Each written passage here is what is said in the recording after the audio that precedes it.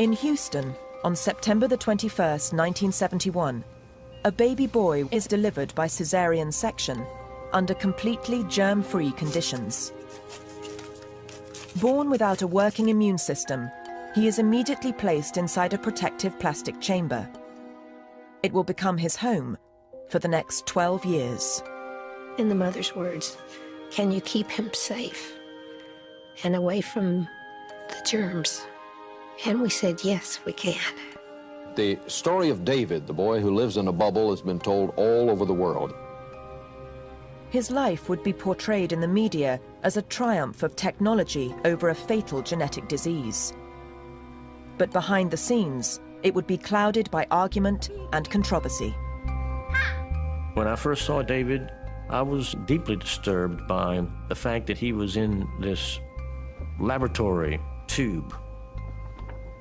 I mean, I felt like I was visiting a rat in a cage. Almost certainly the first human guinea pig in history to live their entire lives in a laboratory capsule. For the first time, using rare intimate footage and contributions from his mother and medical team, we tell the real story of David Vetter, the boy in the bubble.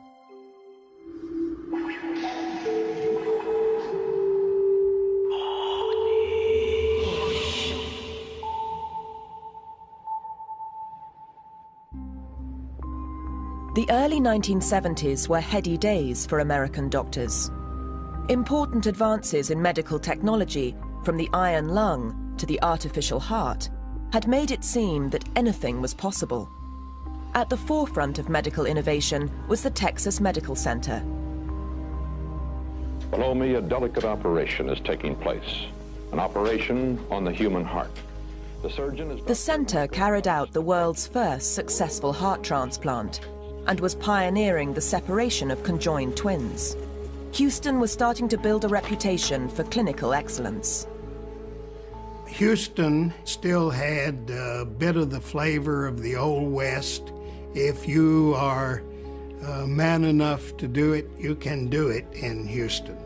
And that boiled over to the medical center, that we had a can-do attitude, and we're going to do it. By 1971, we in the United States were well along in a remarkable period of medical progress. Medicine was on a roll, and in that climate, it was natural for physicians and researchers to want to take up any condition which was incurable and treat it as a challenge. They treated it as an enemy to be defeated. And one particularly nasty childhood disease presented a unique medical challenge. Severe combined immune deficiency, or SCID, is a rare genetic disease. I'm an old athlete, and that was an opponent who had defeated me without giving me much of a chance to fight back. Jack Montgomery worked in St. Luke's Children's Hospital and was determined to cure this distressing disease. SCID affects only 1 in around 100,000 babies. It is linked to the X chromosome and attacks only boys, leaving them without an immune system and defenseless against even the most common germs. Back then, by the time SCID babies were diagnosed, they were so riddled with infection that death was inevitable. And there was just nothing that worked. And it was just so disheartening, one after another after another. In August 1970, Dr. Mary Ann South, along with Dr. Jack Montgomery, had just lost the battle to save the life of a boy called David Joseph Vetter. They were convinced that they could cure David with a transplant of his sister's bone marrow. She was a perfect match. But like so many SCID children, infection took David Joseph before the transplant was possible. I felt that we had an excellent chance with David Joseph that was taken away from us by infection, and that if we were lucky enough to have this same match in an uninfected child in an environment that would not allow infection, we were absolutely assured of success. As Catholics, David's parents, Carol Ann and David Sr., were anxious to assess the precise risks involved in having further children. Children were very essential to our hope and to our dream of the future. We wanted to have children right away. We wanted to have as many as God would send us. Montgomery and South advised the young couple on the risks they faced. The Vetters already had one daughter, Catherine. If they had another, she would be fine. But if they had a boy, there was a 50-50 chance of him having the disease. Carol Ann, the mother, asked me face to face, "What would you do?" And I remember that I had trouble because I knew they were devout Catholics. But I said, if my wife were pregnant with a boy, I would have an abortion. I just remember the look on her face and the dead silence. Then, in the autumn, an experimental biologist arrived at Texas Children's Hospital with a theory that would offer a lifeline to the doctors and the Vetters. Dr. Raphael Wilson believed that he could delay the onset of infection long enough to organize treatment. He could do this by keeping the newborns isolated in a sterile plastic bubble.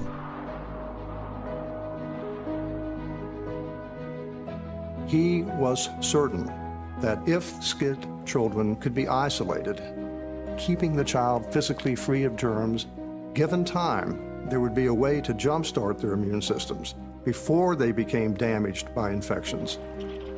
Wilson had developed his theory working with immune-deficient mice. As long as the babies were kept germ-free from birth, a matched bone marrow transplant could repair the immune system. When we got to talking to him about this kind of project, well, he was very enthusiastic. He just swept us along with his enthusiasm. He had the confidence to say, we can do this, we can do this. Dr. Wilson's arrival transformed the prospects for the Vetters. Together, the three doctors made a pledge. If the Vetters were to have a baby with SCID, the doctors would keep him free of infection long enough to organize a transplant of his sister's bone marrow. They asked, if we have another child, could you deliver this child germ-free? And if the child turns out to be immune deficient, could you treat the child? Yes, we said, yeah, we would. We promised then that we would keep him safe. In the mother's words, can you keep him safe and away from the germs? And we said, yes, we can. And we promised that we would do that. Within 8 weeks of losing her first son, Carol Ann Vetter was pregnant again, with a child who would make medical history.